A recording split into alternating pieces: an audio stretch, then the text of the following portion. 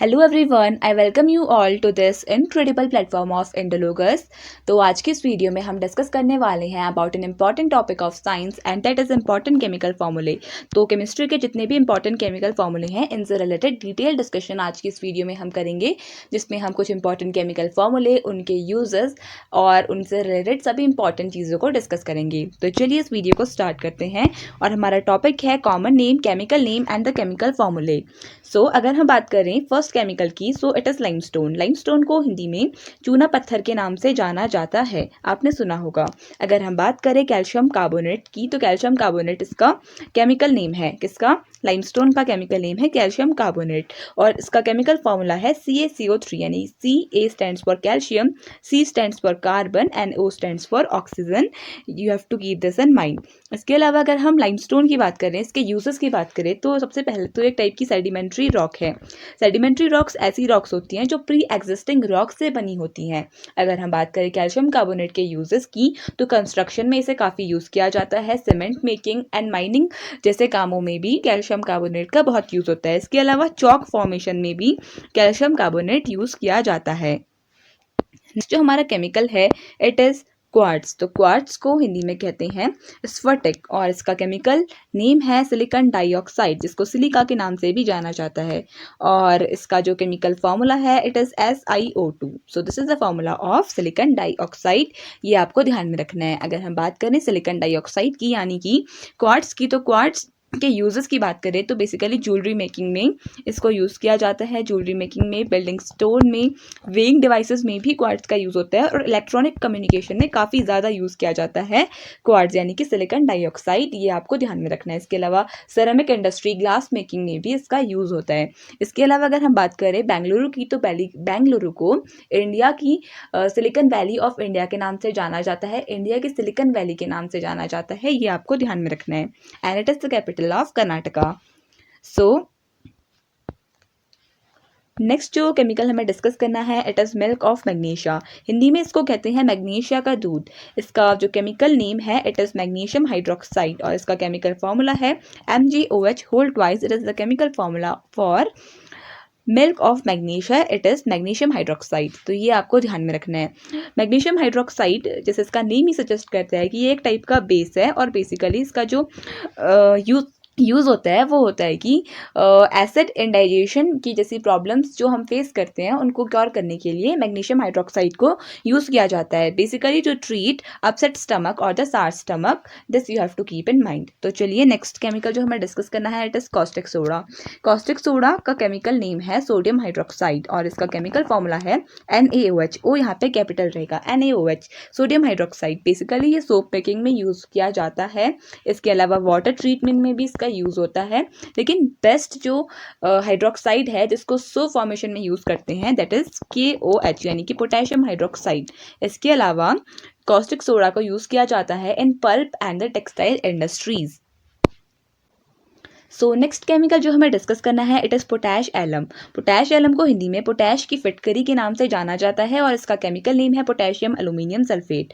इसके केमिकल फॉर्मूले की बात करें तो KAlSO4 whole twice dot 12H2O। It is the chemical formula for potash alum. ये आपको ध्यान में रखना है। अगर हम बात करें पोटैश एलम की, तो इन मैक्सिमम केसेस ये डबल सॉल्ट के रूप में पाया जाता है। तो इसका केमिकल फॉर्मूला क्या होगा?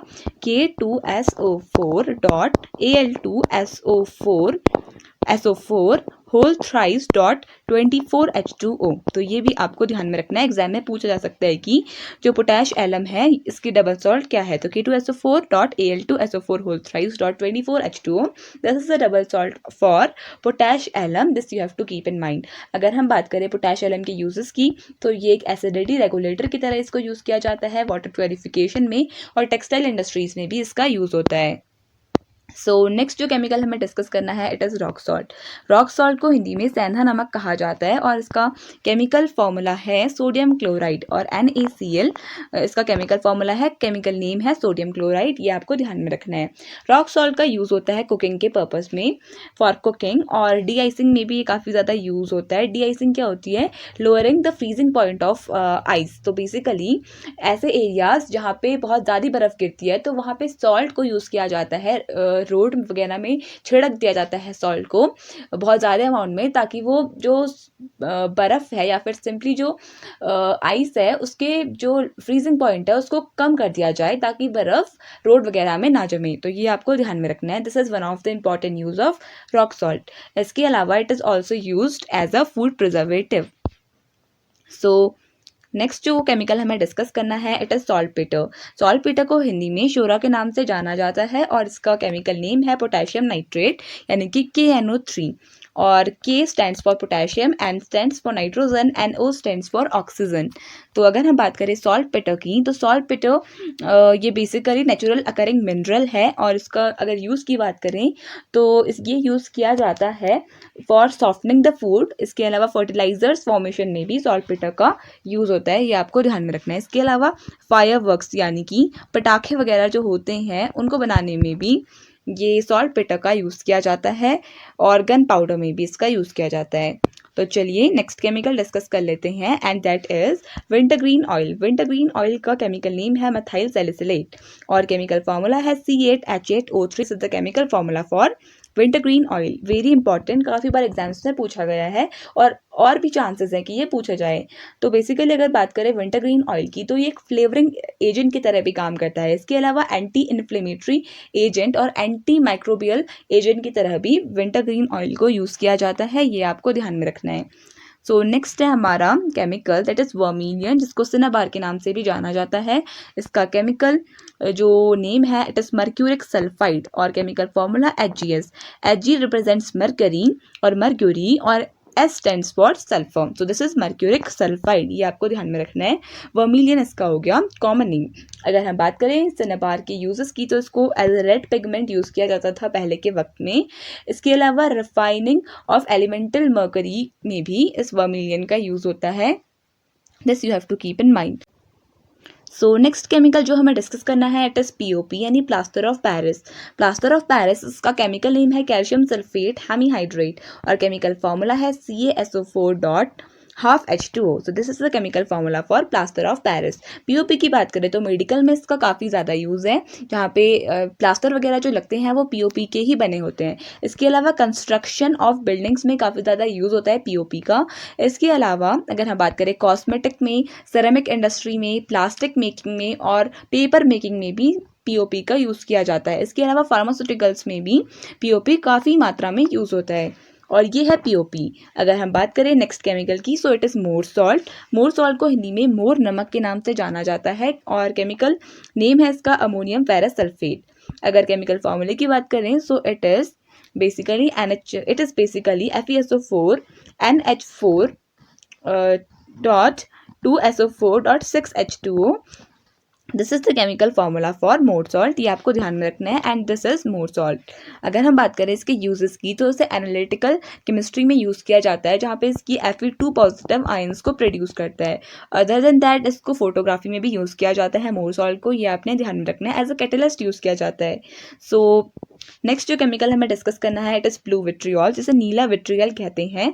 इसका केमिकल नेम है कॉपर सल्फेट और इसका जो केमिकल नेम है, केमिकल फार्मूला है it is CuSO4 dot 5H2O। This is the chemical formula for blue vitriol, ये आपने ध्यान में रखना है।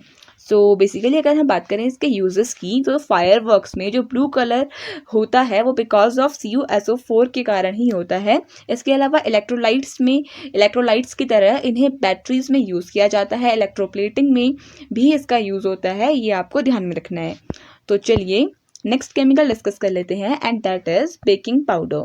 सो बेकिंग पाउडर इसका जो केमिकल नेम है इट इज़ सोडियम बाइकार्बोनेट और केमिकल फार्मूला है NaHCO3। This is the chemical formula for baking powder, ये आपको ध्यान में रखना है। बेकिंग पाउडर की भी यूजेस की बात करें तो सबसे पहले तो बेकिंग में ही इसका, कुकिंग वगैरह में इसका यूज़ होता है। अदर देन दैट इसे एज एन एंटासिड यूज़ किया जाता है क्लीनिंग पर्पस में, फायर एक्सटिंग्विशर में और पेस्ट कंट्रोल में भी इसका यूज़ होता है बेकिंग सोडा का, ये बेकिंग पाउडर का, ये आपने ध्यान में रखना है। सो नेक्स्ट जो केमिकल हमें डिस्कस करना है इट इज़ वॉशिंग सोडा। इसको धुलाई का सोडा कहा जाता है। सो सोडियम कार्बोनेट हो गया इसका केमिकल नेम। और केमिकल फॉर्मूले की बात करें सो Na2CO3.H2O, this is the chemical formula for washing soda. और यहाँ पे 10 वाटर ऑफ क्रिस्टलाइजेशन प्रेजेंट होते हैं, ये भी आपको ध्यान में रखना है। अगर हम बात करें वॉशिंग सोडा के यूजेस की, तो जैसे नाम सजेस्ट करता है कि वॉशिंग पर्पज में यानी लॉन्ड्री वगैरह में इसका यूज़ होगा। इसके अलावा टेक्सटाइल में भी इसका यूज़ है, पेट्रोलियम रिफाइनिंग में, और सोडियम के कंपाउंड्स को फॉर्म करने में भी वॉशिंग सोडा का यूज़ किया जाता है। फायर एक्सटिंग्विशन में भी इसका यूज़ होता है, ये आपको ध्यान में रखना है। चलिए नेक्स्ट केमिकल डिस्कस कर लेते हैं, and that is vinegar. Vinegar की बात करें तो इसे हिंदी में सिरका के नाम से जाना जाता है, यानी एसिटिक एसिड CH3COOH इसका हो गया केमिकल फॉर्मूला। और नेक्स्ट अगर हम बात करें इसके यूजेस की, तो इसका यूज़ होता है कुकिंग पर्पस में, विनेगर काफ़ी यूज़ किया जाता है। इसके अलावा फूड प्रिजर्वेटिव की तरह भी विनेगर का यूज़ होता है, और कुकिंग में काफ़ी यूज़ होता है विनेगर का, सिंपली आपको इतना ध्यान रखना है। And this is vinegar. So next जो केमिकल डिस्कस करना है, it is litharge red and massicot yellow. So lead second oxide हो गया formula for litharge red, and lead monoxide यानी PbO, it is the formula for massicot yellow. तो ये हो गया litharge and this is massicot, तो ये आपको ध्यान में रखना है। तो चलिए नेक्स्ट केमिकल डिस्कस कर लेते हैं, and it is dolomite. Dolomite इसका केमिकल नेम है कैल्शियम मैग्नीशियम कार्बोनेट, यानी कैल्शियम और मैग्नीशियम का सॉल्ट होता है डोलोमाइट। बेसिकली मिनरल होता है, ये एक टाइप का मिनरल रॉक, ये आपको ध्यान में रखना है। सो अगर इसके केमिकल फॉर्मूले की बात करें तो CaMg.CO3, this is the chemical formula for dolomite, and this you have to keep in mind. अगर इसकी हम यूजर्स की बात करें तो रोड वर्क्स में यानी कि कंक्रीट स्लैब्स बनाने में काफ़ी यूज़ होता है डोलोमाइट का। एंड अदर देन दैट अगर हम बात करें तो ट्रीटिंग लो कैल्शियम कंडीशंस में भी डोलोमाइट का यूज़ किया जाता है। सो नेक्स्ट केमिकल जो हमें डिस्कस करना है, इट इज़ ग्लाइसरॉल। ग्लाइसरॉल को हम ठंडियों के मौसम में स्किन में यूज़ करते हैं in order to make our skin moisturized. और इसके केमिकल नेम की बात करें तो केमिकल नेम है प्रोपेन 1,2,3 ट्राईऑल या फिर C3H8O3। इसके स्ट्रक्चर की बात करें तो बेसिकली हर कार्बन पे OH लगा होता है इन ग्लाइसरॉल, ये आपको ध्यान में रखना है। इसके अलावा इसके यूजेस की बात करें तो सोप मेकिंग में भी इसका यूज़ होता है। अदर देन दैट इसे एज अ लुब्रिकेंट यूज़ किया जाता है फार्मास्यूटिकल इंडस्ट्री में, और फूड स्वीटनर की तरह भी ये यूज़ किया जाता है। सो नेक्स्ट केमिकल जो हमें डिस्कस करना है, it is hematite. And hematite it is one of the ore of iron. अगर आयरन की अदर ओर्स की बात करें तो magnetite and limonite, these are some other ores of iron. अगर हम बात करें हेमेटाइट की, तो इसका केमिकल फॉर्मूला है Fe2O3 और केमिकल नेम है आयरन थर्ड ऑक्साइड या फिर फेरिक ऑक्साइड। बेसिकली जो हायर ऑक्सीडेशन स्टेट्स होती हैं उसको हम X से शो करते हैं, एंड लोअर ऑक्सीडेशन स्टेट को S से। जैसे आपने सुना होगा फेरस ऑक्साइड, और एक होता है फेरिक ऑक्साइड। जो थर्ड ऑक्साइड होती है वो होती है एक फेरिक ऑक्साइड। अगर हम बात करें इसके यूजेस की, तो कोल प्रोडक्शन में ये यूज़ होता है। अदर देन दैट हेमेटाइट का यूज़ होता है फॉर ज्वेलरी मेकिंग, ये भी आपको ध्यान में रखना है। If you talk about next chemical, it is aqua fortis which is also known as spirit of nitre और द नाइट्रिक एसिड। और जो नाइट्रिक एसिड है इसका केमिकल फॉर्मूला है HNO3। अगर हम बात करें इसके यूज़ की, तो इसे as an oxidizing agent use किया जाता है in most of the chemical reactions which occur. So next chemical discuss कर लेते हैं, इट इज़ क्लोरोफॉर्म। क्लोरोफॉर्म का केमिकल फॉर्मूला है CHCl3 और केमिकल नेम है ट्राईक्लोरोमीथेन। तो ये है इसका structure, carbon with 3 chlorines and 1 hydrogen, CHCl3। तो अगर हम बात करें इसके यूजेस की, तो इसको एनेस्थेटिक की तरह यूज़ किया जाता है in medical. Other than that इसका जो अदर यूज़ है, it is used as a solvent for the extraction of fats, oils, resins, waxes etcetera, ये आपको ध्यान में रखना है। अगर हम बात करें ब्रोमोफॉर्म की, तो ब्रोमोफॉर्म का केमिकल फॉर्मूला है CHBr3 और इसका केमिकल नेम है ट्राईब्रोमोमीथेन। तो देखिए दिस इज, अगर यहाँ पे ब्रोमीन की जगह हाइड्रोजन होते तो ये मीथेन होता, और 3 ब्रोमीन है यहाँ पे, तो ये हो जाएगा ट्राईब्रोमोमीथेन। और अगर हम बात करें इसके यूज़ की, तो इसका बेसिकली यूज़ होता है लैब में, लेबोरेटरीज में as a reagent because of its solvent properties. Next chemical है हमारा आयोडोफॉर्म, जिसका केमिकल फॉर्मूला है CHI3 और ये है इसका स्ट्रक्चर। और बेसिकली इनके जो स्ट्रक्चर होते हैं ये टेट्राहेड्रल होते हैं, और ये हो गया CHI3। इसका अगर हम बात करें केमिकल नेम की, तो ये हो जाएगा ट्राई आयोडो मीथेन, तो ये भी आपको ध्यान में रखना है। इसका मेन यूज़ है एज एन एंटीसेप्टिक, इसे ही मेडिकल में यूज़ किया जाता है। You have to keep this in mind. तो चलिए नेक्स्ट जो हमें डिस्कस करना है, इट इज़ अबाउट CFC यानी फेरॉन 12, CFC12 और द फेरॉन 12, और इसका केमिकल नेम है डाइक्लोरिडो फ्लोरोमीथेन यानी CCl2F2, और ये है इसका स्ट्रक्चर। तो अगर हम बात करें इसके इम्पॉर्टेंट यूजेस की, तो बेसिकली इसको यूज़ किया जाता है मैन्युफैक्चर में। अदर देन दैट इसको रेफ्रिजरेटर्स में काफ़ी ज़्यादा यूज़ किया जाता है CFC का। एंड अदर देन दैट अगर हम बात करें तो इसको भी सॉल्वेंट की तरह यूज़ किया जाता है, और फायर एक्सटिंग्विशर्स में भी इसे यूज़ किया जाता है CFC को। नेक्स्ट केमिकल जो हमें डिस्कस करना है, it is bleaching powder. Hindi में भी इसे ब्लीचिंग पाउडर कहा जाता है, और इसका केमिकल नेम है कैल्शियम क्लोरोहाइपोक्लोराइड, और केमिकल फार्मूला है CaClO होल ट्वाइस। और अगर हम बात करें इसके यूजेस की, तो एज अ डिसइंफेक्टेंट इसको हम यूज़ करते हैं, ये आपको ध्यान में रखना है। और जो ब्लीचिंग पाउडर है, इसको ब्लीच करने के लिए भी इसका यूज़ किया जाता है, this you have to keep in mind. Next chemical जो हमें डिस्कस करना है, इट इज क्विकलाइम, जिसे कहा जाता है बिना बुझा चूना, और इसका केमिकल जो नेम है वो है कैल्शियम ऑक्साइड, ये आपको ध्यान में रखना है। और केमिकल फॉर्मूले की बात करें तो बेसिकली इट इज CaO। तो Ca stands for calcium and O stands for oxygen. अगर हम बात करें इसके यूजेस की, तो स्टील मेकिंग में काफ़ी यूज़ किया जाता है, ये आपको ध्यान में रखना है। Steel making, paper and pulp industry, water treatment, mining, agriculture में इसका यूज़ होता है। नेक्स्ट केमिकल है हमारा एस्पिरिन, जिसका केमिकल नेम है एसिटाइल सैलिसिलिक एसिड, और केमिकल फार्मूला है C9H8O4, ये आपको ध्यान में रखना है। और एस्पिरिन ये एक मेडिसिन है जिसको बेसिकली पेन या एक्स को क्योर करने के लिए यूज़ किया जाता है। फॉर एग्जांपल हेडेक, टूथ एक वगैरह को क्योर करने के लिए एस्पिरिन ली जाती है। नेक्स्ट है हमारा ऑयल ऑफ विट्रियोल, जिसको सल्फ्यूरिक एसिड के नाम से भी जाना जाता है, और इसका फॉर्मूला है H2SO4, और ये हो गया इसका स्ट्रक्चर सल्फ्यूरिक एसिड का।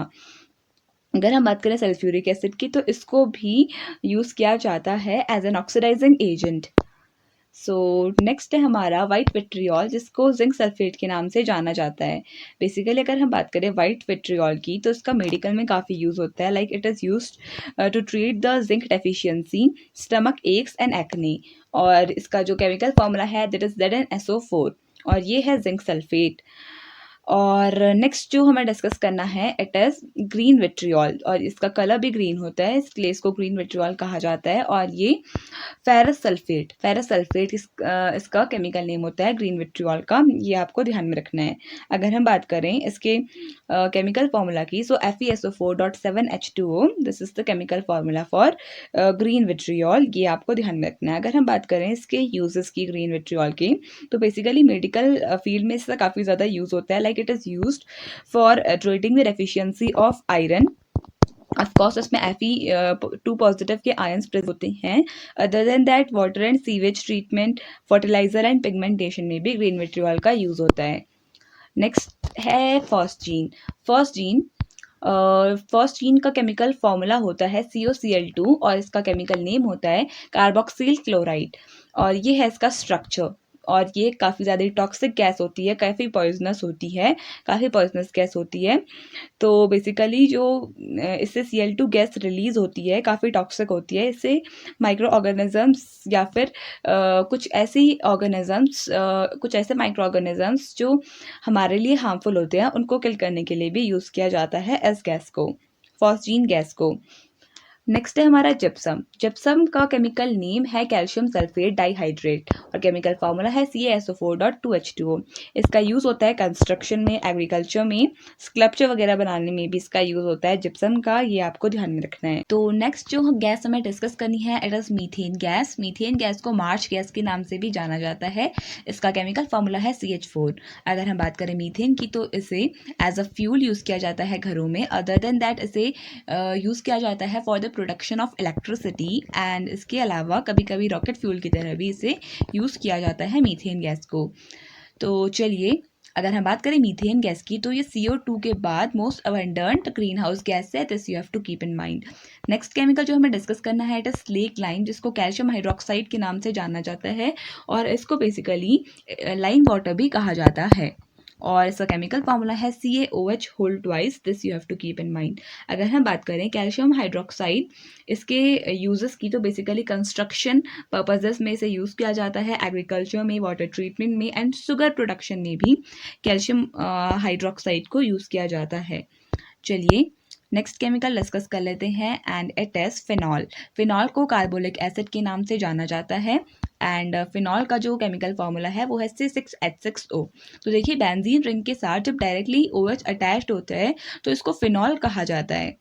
एंड अगर हम बात करें फिनॉल की, तो फिनॉल के यूजेस की बात करें तो मैन्युफैक्चरिंग ऑफ प्लास्टिक, रेजेंस, एडिसिव्स को बनाने में, पेंट्स को के मैन्युफैक्चर करने में फिनॉल यूज़ होता है। Also it is used as a disinfectant, तो ये भी आपको ध्यान में रखना है।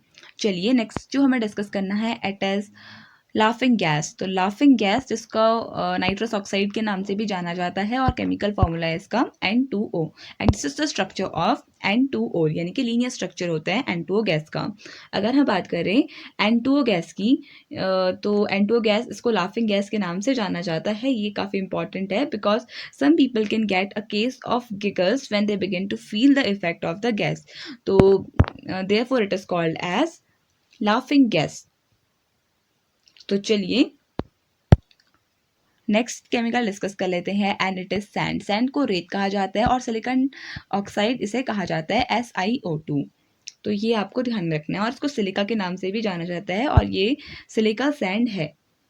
तो चलिए अगर हम बात करें नेक्स्ट केमिकल की, so it is sugar. Sugar को सुक्रोज कहा जाता है और इसका केमिकल फार्मूला है C12H22O11। अगर हम बात करें इसके यूज़ की, तो ऑफकोर्स फूड वगैरह में प्रिजर्वेटिव की तरह भी यूज़ किया जाता है, जैम्स और जेलीज बनाने में, और मेडिकल यूज़ भी है इसका for making pills, tablets, syrups and pharmaceuticals. ये भी आपको ध्यान में रखना है। अदर देन दैट हमने यहाँ पे एक ग्लूकोज मिस कर दिया है। ग्लूकोज का केमिकल फार्मूला होता है C6H12O6। So this is the chemical formula for glucose, ये आपने ध्यान में रखना है। तो चलिए कुछ इंपॉर्टेंट क्वेश्चंस डिस्कस कर लेते हैं। सो फर्स्ट क्वेश्चन है हमारा, the element which does not react with oxygen is. Correct answer हो जाएगा इसके लिए ऑप्शन नंबर C, यानी कि helium. So helium it is a kind of noble gas which does not react with oxygen. Basically जो noble gases होती हैं इनको हम इनर्ट गैसेज के नाम से भी जानते हैं, और जो इनर्ट गैसेज होती हैं ये किसी के साथ भी रिएक्ट नहीं करती हैं, they are basically non reactive in nature. So helium is the element that does not react with oxygen. Helium is the least reactive element and is the part of noble gas group which also includes neon, argon, krypton, xenon and radon। तो ये basically जो noble gases हैं ये periodic table के 18th group में present हैं, ये आपको ध्यान में रखना है। तो चलिए पीरियोडिक टेबल के थ्रू हम नोबल गैसेज को जान लेते हैं। So helium, neon, argon, krypton, xenon and radon, these are the noble gases जो ग्रुप 18 में प्रेजेंट हैं। इनको लर्न करने की ट्रिक होती है हीना, नीना और करीना के जेरोक्स रंगीन, सो या फिर के एक्सरे रंगीन। तो ऐसे करके आप इसे लर्न कर सकते हैं नोबल गैसेस को। अगर हम बात करें ग्रुप 1 की, तो ग्रुप 1 और ग्रुप 2 में बेसिकली मेटल्स प्रेजेंट होते हैं। ग्रुप 1 के जो एलिमेंट्स होते हैं इनको हम अल्कली मेटल्स के नाम से जानते हैं एंड ग्रुप 2 के जो मेटल्स होते हैं इनको अल्कलाइन अर्थ मेटल्स कहा जाता है। अगर हम बात करें डी ब्लॉक की, तो ये ग्रुप 3 से लेकर ग्रुप 11 तक के, ग्रुप 12 तक के जो मेटल्स होते हैं इनको डी ब्लॉक का पार्ट कहा जाता है and these are also known as transition metals. इसके अलावा नीचे प्रेजेंट होता है हमारा एफ ब्लॉक जिसमें लैंथेनाइट्स एंड एक्टिनाइट सीरीज प्रेजेंट होती है एंड ये है हमारा पी ब्लॉक, और ये है हमारा एस ब्लॉक, ये भी आपको ध्यान में रखना है। तो जो बेसिकली पी ब्लॉक होता है इसमें metal, metalloids and non metals पाए जाते हैं। तो चलिए नेक्स्ट क्वेश्चन डिस्कस कर लेते हैं, name the type of following reaction. तो रिएक्शन है हमारी when copper sulphate reacts with hydrogen sulphide it gives copper sulphide as a PPT and H2SO4 as a by product. तो बेसिकली आप देख सकते हैं कि यहाँ पे एक तरीके से एक्सचेंज ऑफ आयंस हो रहा है, तो इस को कहते हैं, option number D will be the correct answer, double displacement reaction. तो चलिए इन रिएक्शंस को डिटेल में समझते हैं। तो देखिए सबसे पहले होती है हमारी सिंथेसिस रिएक्शन, या फिर हम इसे कह सकते हैं कॉम्बिनेशन रिएक्शन। तो ऐसे रिएक्शंस जहाँ पे A प्लस B मिलकर A B प्रोडक्ट बनाते हैं, तो ऐसी रिएक्शंस को कहा जाता है कॉम्बिनेशन रिएक्शन। तो इसके एग्जाम्पल अभी हम नेक्स्ट पेज में डिस्कस करेंगे। तो जैसे हम इसका एग्जांपल डिस्कस ही कर लेते हैं। फॉर एग्जांपल अगर हम बात करें कैल्शियम ऑक्साइड यानी CaO, it reacts with water यानी कि H2O के साथ ये रिएक्ट करता है और बाई प्रोडक्ट देता है calcium hydroxide as the single by product. तो ये हो गई हमारी कॉम्बिनेशन रिएक्शन, जिसको सिंथेसिस रिएक्शन भी कहते हैं। तो नेक्स्ट रिएक्शन जो है हमारी वो है डिकम्पोजिशन रिएक्शन। डिकम्पोजिशन में रिएक्शन में क्या होता है, एक कॉम्प्लेक्स सब्सटेंस होता है, वो ब्रेक डाउन होता है और फॉर्म करता है 2 और मोर प्रोडक्ट्स, इसको कहते हैं हम डिकम्पोजिशन रिएक्शन। तो इसका एग्जांपल की बात करें अगर हम, तो बेसिकली अगर हम बात करें for example when H2O it breaks down into H2 and O2। तो इलेक्ट्रोलिसिस जब होता है तो H2 और O2 में टूट जाता है H2O। तो this is the example of decomposition reaction, जहाँ पे एक सिंगल कंपाउंड ब्रेक डाउन होता है इनटू 2। इसके अलावा अगर हम बात करें कैल्शियम कार्बोनेट की, तो जब कैल्शियम कार्बोनेट टूटता है तो वो भी डिकम्पोजिशन रिएक्शन ही होती है।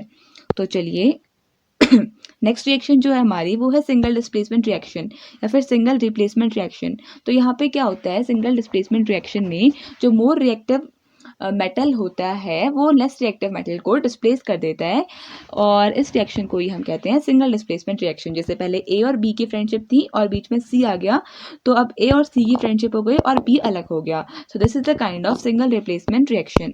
तो अगर हम बात करें एग्जाम्पल की, तो जैसे CuSO4 when it reacts with zinc it forms ZnSO4। तो CuSO4 जो है कॉपर सल्फेट, जब ये रिएक्ट करता है जिंक के साथ तो जिंक ज़्यादा रिएक्टिव होता है देन कॉपर, तो ये जिंक सल्फेट का फॉर्मेशन होता है अलॉन्ग विथ Cu। तो ये किसका एग्जांपल हो गया, it is the example of single displacement reaction. इसी के साथ जो अगली रिएक्शन हमें डिस्कस करनी है it is double displacement reaction, और इसका एग्जांपल हम ऑलरेडी डिस्कस कर चुके हैं। This is the example of double displacement reaction. तो यहाँ पे एक्सचेंज ऑफ आयंस होते हैं in both the compounds. Next question है हमारा, calcium oxide reacts with water to produce slake lime, it is an example of.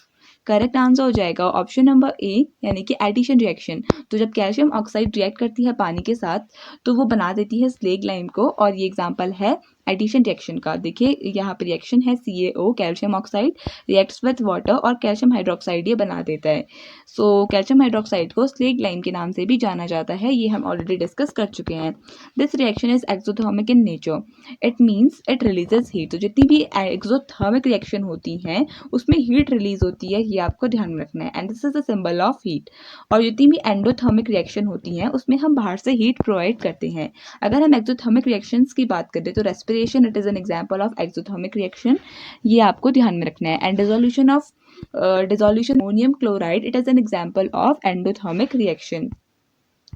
तो चलिए next question discuss कर लेते हैं, केमिकल फॉर्मूला ऑफ POP यानी कि plaster of Paris. Correct answer हो जाएगा ऑप्शन सी यानी कि CaSO4.12H2 यानी कि calcium sulphate hemihydrate. This is the chemical name of plaster of Paris. The chemical name of plaster of Paris is calcium sulfate hemihydrate. The chemical name of plaster of Paris is calcium sulfate hemihydrate because half molecule of water is attached to the sulfate. तो यहाँ पे half molecule present होता है इसलिए इसे calcium sulfate half hemihydrate कहा जाता है, ये आपको ध्यान में रखना है। और POP का मेडिकल में यूज होता है, जैसे प्लास्टर्स वगैरह जो लगते हैं वो POP के ही बने होते हैं इन मैक्सिमम केसेस। तो चलिए नेक्स्ट क्वेश्चन डिस्कस कर लेते हैं, which of the following metals will not react with oxygen even when heated very strongly in air. Correct answer हो जाएगा इस क्वेश्चन के लिए ऑप्शन नंबर सी यानी कि सिल्वर। तो सिल्वर एक नोबल मेटल है और नोबल मेटल्स बेसिकली एयर से रिएक्ट नहीं करते हैं, like gold and silver these are the noble metals. So the metal which do not react with oxygen even when heated very strongly in air is silver among these. So silver along with gold and are considered as noble metals. देखिए यहाँ पे भी mentioned है and are very unreactive, meaning that they do not readily react with oxygen even at high temperatures. तो ये आपको ध्यान में रखना है। नेक्स्ट क्वेश्चन डिस्कस कर लेते हैं, self linking ability of carbon is called as. Correct answer हो जाएगा ऑप्शन नंबर डी यानी कि कैटिनेशन। तो सेल्फ लिंकिंग प्रॉपर्टी जो होती है कार्बन की या फिर सल्फर भी ये प्रॉपर्टी थोड़ी बहुत शो करता है, इसको हम कहते हैं catenation. Carbon has the unique ability to form bonds with the other atoms of carbon giving rise to large molecules. This property is known as catenation, ये आपको ध्यान में रखना है। तो चलिए तो जो कार्बन की कैटिनेशन की प्रॉपर्टी है, इसकी वजह से जो मैक्सिमम ऑर्गेनिक कंपाउंड्स नेचर में पाए जाते हैं, it is because of the self linking property of the carbon. तो नेक्स्ट क्वेश्चन है, dead organisms are transformed into petroleum and natural gas in. Correct answer हो जाएगा ऑप्शन ए, यानी कि एब्सेंस ऑफ एयर। तो एयर के absence में जो डेड ऑर्गेनिजम्स होते हैं, बेसिकली ये पेट्रोल या फिर नेचुरल गैस में सेल्फ कन्वर्ट हो जाते हैं विथ टाइम, लेकिन इनको कन्वर्ट होने में मिलियंस ईयर्स लगते हैं। So dead organisms are transformed into petroleum and natural gas through a chemical process called as anaerobic fermentation. तो इस प्रोसेस का क्या नाम है? Anaerobic fermentation. ये भी आपको ध्यान में रखना है, which takes place under the high temperature and pressure in the absence of air. Next question, which are the chemicals with characteristics odors commonly used in synthetic flavors, perfumes and cosmetics? Correct answer हो जाएगा option number B, यानी कि asters. तो basically asters जो होते हैं काफ़ी sweet smell के होते हैं, इसलिए इनको यूज़ किया जाता है परफ्यूम वगैरह बनाने में, कॉस्मेटिक्स में एस्टर्स का यूज़ होता है, एंड सिंथेटिक फ्लेवर देने में भी एस्टर्स का यूज़ होता है। ये आपको ध्यान में रखना है। अगर हम बात करें एस्टर्स का रिप्रेजेंटेशन की या फिर simply the formula for asters, तो ये होता है RCOOR dash. This is the representation of esters, जहाँ पे R होता है अल्काइल ग्रुप। फॉर एग्जाम्पल अगर ये मिथाइल है तो ये मिथाइल नहीं होगा, this will be ethyl, propyl etcetera. तो चलिए नेक्स्ट क्वेश्चन डिस्कस कर लेते हैं, what is the chemical name given to chalk. तो करेक्ट आंसर हो जाएगा इसके लिए ऑप्शन नंबर सी, यानी कि कैल्शियम कार्बोनेट। तो हमने वीडियो के स्टार्टिंग में भी डिस्कस किया था कि chalk it is made up of calcium carbonate. So option C will be the correct answer. The chemical name for chalk is calcium carbonate and its chemical formula is CaCO3. Chalk is a sedimentary carbonate rock that is made up of calcite and ionic salt. तो basically calcite का बना होता है ये ionic salt. ये भी आपको ध्यान में रखना है, एग्जाम्स में पूछा जा सकता है। नेक्स्ट क्वेश्चन कर लेते हैं। So the next question is, what is the chemical name of galena? Correct answer will be option number B, यानी कि lead sulfide। तो lead sulfide it is the chemical name of galena। ये आपको ध्यान में रखना है। galena is a lead ore with the chemical name of lead sulfide and is sometimes called as lead glance। So अगर हम बात करें गैलेना की, इसका जो केमिकल फॉर्मूला है वो है PbS, lead sulphide. The formula represents the presence of one lead atom and one sulphur atom. तो Pb ये रिप्रेजेंटेशन होता है लेड का, and S stands for sulphur. ये आपको ध्यान में रखना है। लेड सल्फाइड का अदर नेम है galena. Next question, the chemical substance which have a bitter taste is. Correct answer हो जाएगा इसके लिए ऑप्शन नंबर ए, यानी कि बेस। तो बेसिकली जो बेस होते हैं उनका बिटर टेस्ट होता है, और जो एसिड्स होते हैं इनका सार टेस्ट होता है। बट प्रैक्टिकली इनको एसिड और बेस को ऐसे क्लासीफाई करना सही नहीं होता है, क्योंकि इनको टेस्ट करने से some of the acids and bases are very much harmful for the body. So practically it is very much harmful for our life. लेकिन ये इनकी एक इंपॉर्टेंट कैरेक्टरिस्टिक्स है जो हमको ध्यान में रखनी है। कैरेक्टरिस्टिक है एसिड और बेस की, कि एसिड होते हैं ये सार होते हैं, और बेस होते हैं ये बिटर होते हैं टेस्ट में। अगर हम बात करें एसिड और बेस की, तो एसिड और बेस जब रिएक्ट करते हैं तो ये सॉल्ट का फॉर्मेशन करते हैं, और एसिड और बेस जब रिएक्ट करते हैं तो इस रिएक्शन को न्यूट्रलाइजेशन रिएक्शन के नाम से जाना जाता है।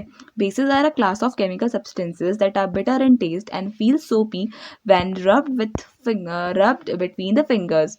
इसके कुछ एग्जांपल्स की बात करें बेस की, तो baking soda, toothpaste and indigestion tablets, these are the examples of some bases. Next question. So the next question is, blood cells do not shrink in blood because blood is। Correct answer हो जाएगा option number B, यानी कि isotonic. तो isotonic solution ऐसे solutions होते हैं जहाँ पर अंदर और बाहर का जो प्रेशर डिफरेंस होता है या फिर जो कॉन्सेंट्रेशन होता है वो ऑलमोस्ट इक्वल होता है। So blood it is a kind of isotonic solution, therefore blood cells do not shrink. ये आपने ध्यान में रखना है। तो अगर हम बात करें आइसोटोनिक सॉल्यूशंस की, तो ऐसे solutions that has the same concentration of solute as well as water in and outside the cell are called as isotonic solution. ये आपको ध्यान में रखना है। So when a blood cell is placed in a hypertonic solution it shrinks as water is drawn out of the cell and into the surrounding solution। तो देखिए basically यहाँ पे एग्जांपल दिया है हाइपोटोनिक सॉल्यूशन का। तो हाइपोटोनिक सॉल्यूशन में अगर किसी ब्लड सेल को रखा जाता है तो वो श्रिंक हो जाता है, ये भी आपको ध्यान में रखना है। अदर देन दैट अगर हम किसी हाइपोटोनिक सॉल्यूशन में किसी सेल को रख देते हैं तो वो बेसिकली फूल जाते हैं, यानी कि एक तरीके से स्वेल हो जाता है, ये भी आपको ध्यान में रखना है। और आइसोटोनिक सॉल्यूशन में कोई भी इफेक्ट नहीं पड़ता है इनसाइड एंड आउटसाइड, देयरफॉर जो ब्लड सेल्स होते हैं वो श्रिंक या स्वेल नहीं करते हैं। तो चलिए नेक्स्ट क्वेश्चन देख लेते हैं। तो नेक्स्ट क्वेश्चन है, if OH group is attached to the benzene ring, compound formed is known as. Correct answer हो जाएगा ऑप्शन नंबर डी, यानी कि फिनॉल। तो फिनॉल फॉर्म होता है जब बेंजीन रिंग के साथ डायरेक्टली OH अटैच्ड होता है, ये आपको ध्यान में रखना है। अगर OH की जगह बेंजीन में डायरेक्टली CH3 अटैच हो तो इसको हम कहते हैं टॉल्विन, और अगर CH3 की जगह OCH3 अटैच्ड हो तो इसको हम कहते हैं एनिसोल, ये भी आपको ध्यान में रखना है। इसके अलावा एल्कोहल ROH हो गया इसका फॉर्मूला। एल्काइन में होते हैं ट्रिपल बॉन्ड्स और अल्कीन में होते हैं डबल बॉन्ड्स, ये भी आपको ध्यान में रखना है। चलिए इंपॉर्टेंट पॉइंट्स देख लेते हैं। If an OH group is attached to the benzene ring, the compound formed is known as phenol. A phenol is characterized by a hydroxyl group directly bonded to a carbon within an aromatic ring like benzene. So with this we come to an end of this video. I hope आपको ये video पसंद आया होगा. So thank you so much for watching this video and I would like to wish you all the very best for your coming examinations.